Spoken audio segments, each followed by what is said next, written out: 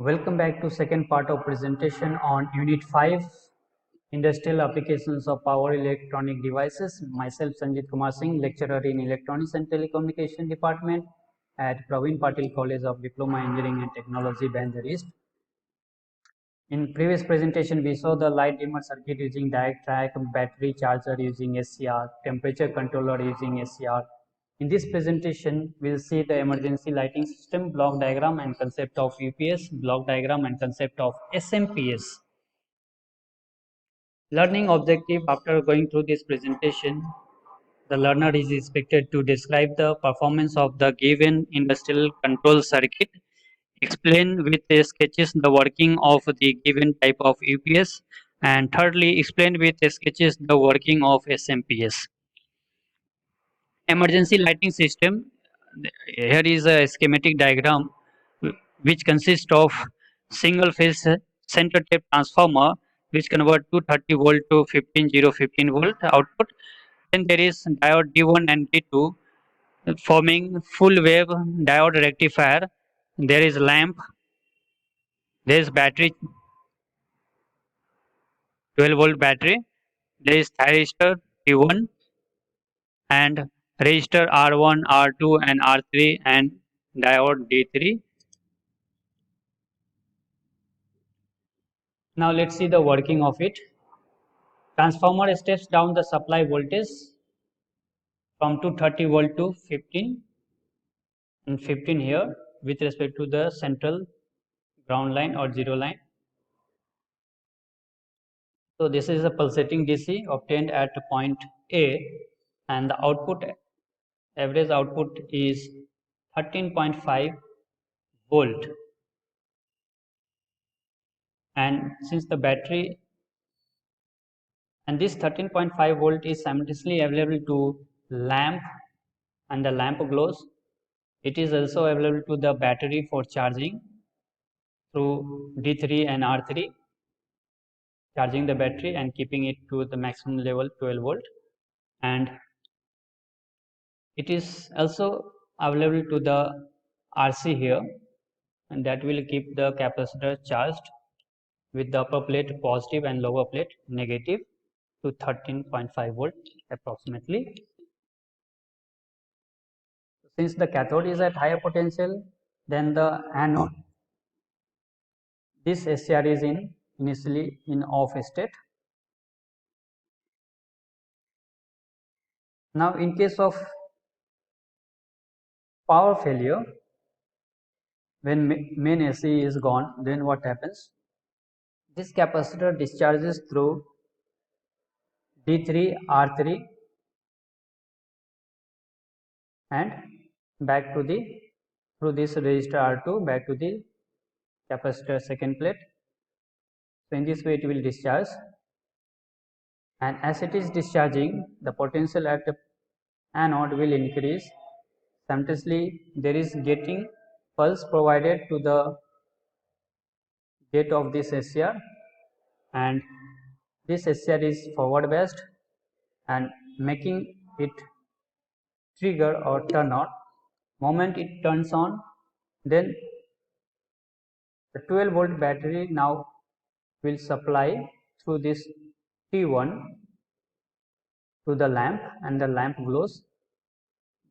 Here we can apply the KVL, Kirchhoff's voltage law, in this loop, where we find that voltage across this SCR will be equal to 12 volt battery plus the charger capacitor voltage, neglecting this voltage drop across R1 in this loop. So in this way it is 12 volt battery is connected through this T1, the thyristor, and the lamp glows. When again say main AC is reappearing, then again 13.5 volt will be available, and due to cathode at higher potential, again this SCR is turned off, as it will no longer receive the triggering pulse since it is at negative potential, and SCR is turned off state.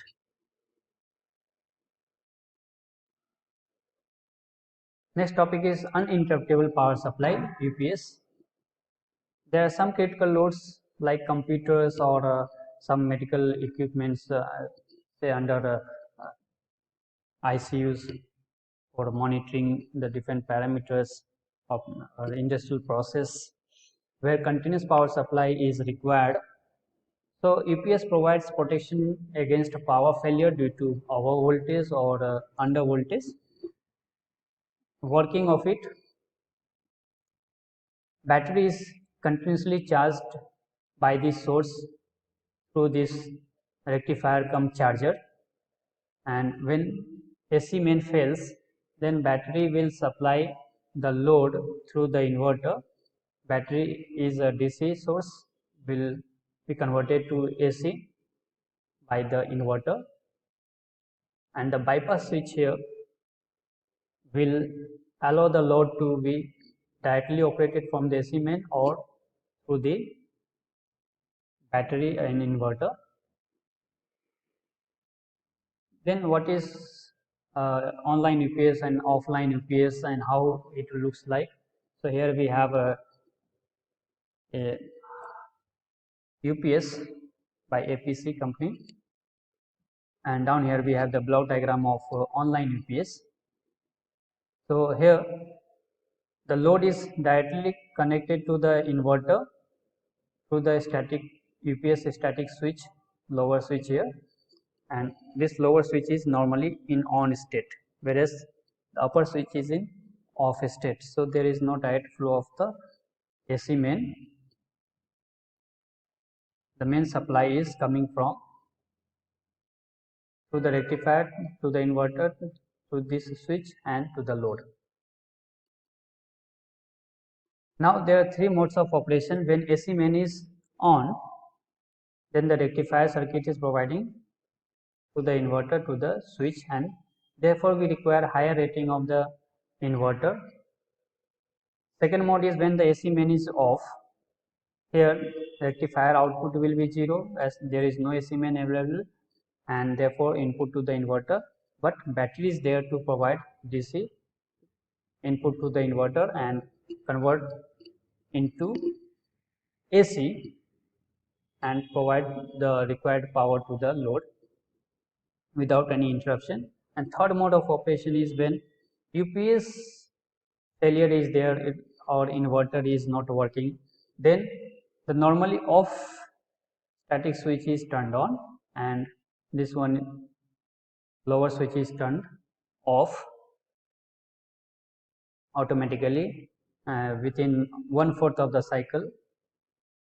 Here we generally require a EMI filter in the AC main, then to smooth out the pulsating DC to constant DC we require a filter here, and AC filter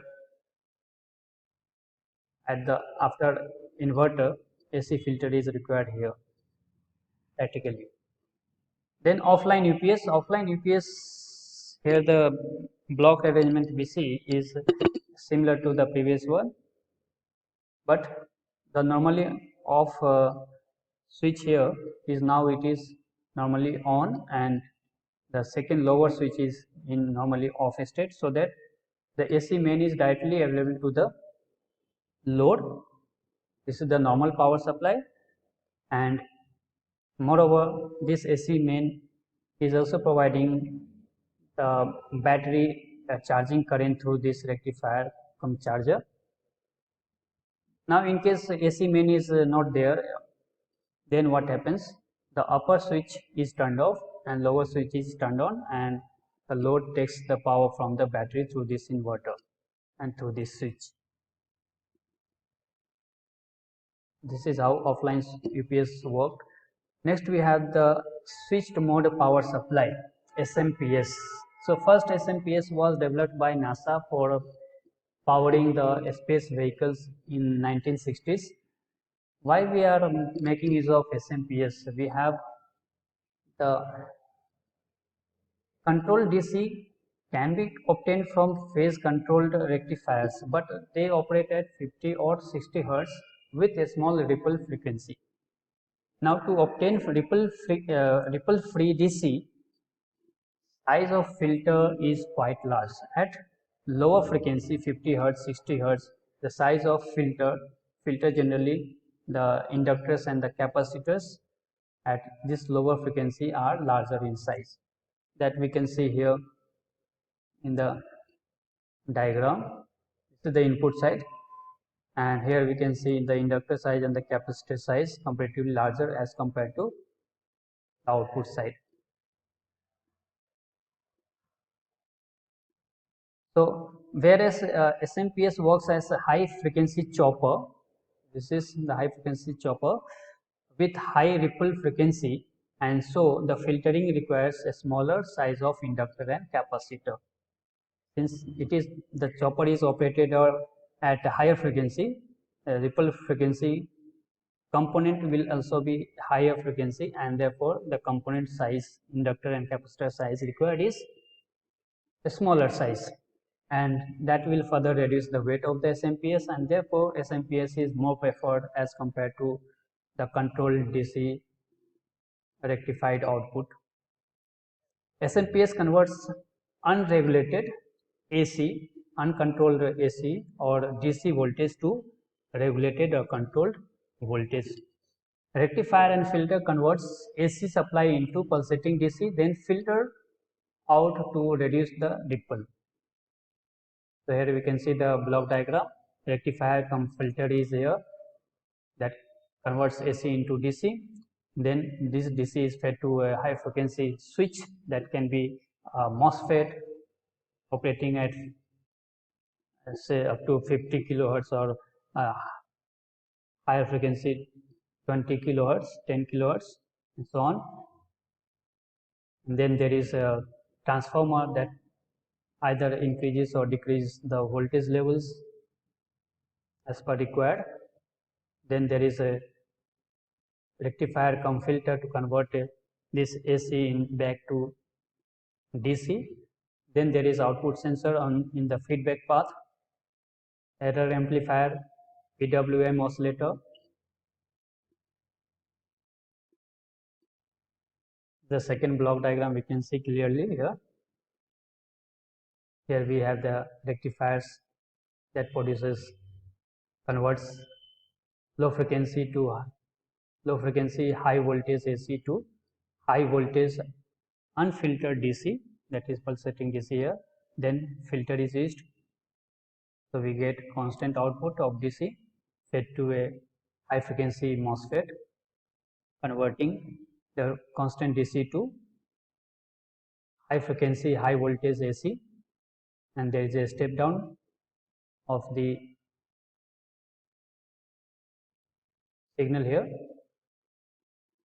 Then rectifier, and again the filter that will provide again control output, and part of it is feedback to the through the opto isolator. This is to provide the isolation between output and input. This is part of the feedback circuit. And here we have the error detector, which has input from current sensor from the output. From here it is shown from the switch, and there is a reference current given to the error amplifier or error detector, and that will control the PWM or the control circuit, and this control signal will control the operation of the high frequency switch. So there are different types of SMPS: flyback SMPS, push-pull converter, half bridge converter, full bridge converter. At this stage we are not dealing much in detail. Here we have SMPS of 5 volt 60 ampere. So power will be 5 into 60 will be 300 watt. Is the internal circuitry here. These are the different ratings provided in SMPS. The input, the output rating 450 watt for this particular product. Dimension here, weight here, and this is the section, input section and the output section of SMPS. Thank you.